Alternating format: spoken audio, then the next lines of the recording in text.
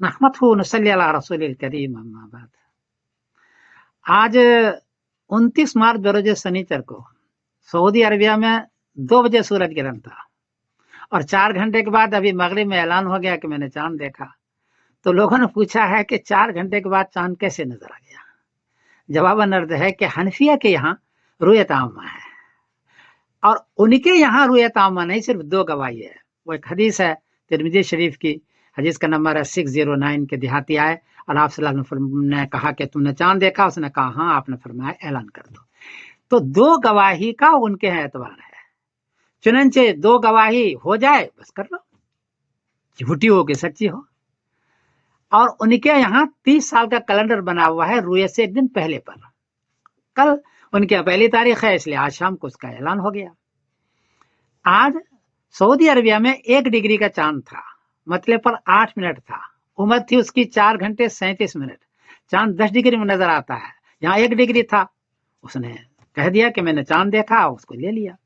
آگے میں ایک ویڈیو دے رہا ہوں جس میں مطیب البرگہ صاحب جو ہمیشہ گواہی دیتے ہیں، اس نے کہا کہ میں نے واضح چاند دیکھا اور مغرب جیسے ڈوبا فوراً کہہ دیا کہ میں نے چاند دیکھا، جبکہ مغرب کے آدھے گھنٹے کے بعد جب اندھیرا ہوگا تب جا کے چاند نظر آئے گا. لیکن اس نے کہہ دیا کہ میں نے چاند دیکھا اور پوری دنیا نے اس کو لے بھی لیا اور اعلان بھی ہو گیا. اس لیے یہ یاد رکھیے کہ حنفیہ کے یہاں اور عرب کے چاند میں بہت بڑا فرق ہے. ان کے رؤیت عامہ ہے، صحیح رؤیت ہے، صحیح گواہی ہے. ان کے یہاں 2 گواہی ہے، جھوٹی ہو سچی ہو. اور چونکہ ان کے مفتی کے ہاں حساب کے اعتبار نہیں ہے، اس لیے مغرب سے پہلے بھی گواہی دے دے تو بول نہیں سکتا وہ، اس لیے کہ گواہی تو ہو گئی نا بھائی، آپ کی گواہی چاہیے. اس لیے جو لوگ احتیاط کر سکتے ہیں وہ احتیاط کریں. فرض روزے کا مسئلہ ہے اور میں کیا کہہ سکتا ہوں. یہ صورتحال ہے. آپ آگے ویڈیو دیکھیں مطیب پرکش صاحب کی، جو وہ گواہی دے رہے ہیں کہ میں نے چاند دیکھ لیا. السلام علیکم ورحمۃ اللہ وبرکاتہ. اهلا بك متعب البرغش، نبارك لكم رصد هلال شهر شوال. كيف تم رصد الهلال؟ لا ما في صعوبة، في فتحة هنا موجودة أخوي حمد، أرجو من المخرج أنه يوجه الكاميرا للفتحة. ما زالت الرؤية موجودة ومستمرة الحمد لله. كانت واضحة الحمد لله واضحة، والسحب تقشعت، الحسب تقشعت والحمد لله، هذا من فضل رب العالمين. الحمد لله.